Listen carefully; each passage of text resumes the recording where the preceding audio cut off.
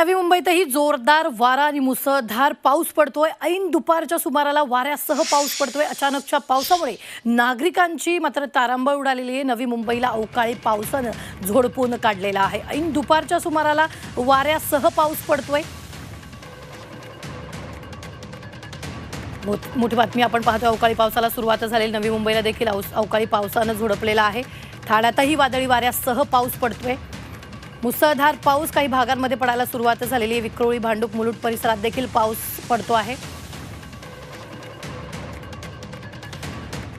तर बदलापूर परिसरात वादळी वाऱ्यासह जोरदार पावसानं हजेरी लावली आहे। गारांसह जोरदार पाऊस झाल्यानं उकाड्यानं हैराण झालेल्या नागरिकांना थोडा सुखद गारवा अनुभवायला मिळालेला आहे।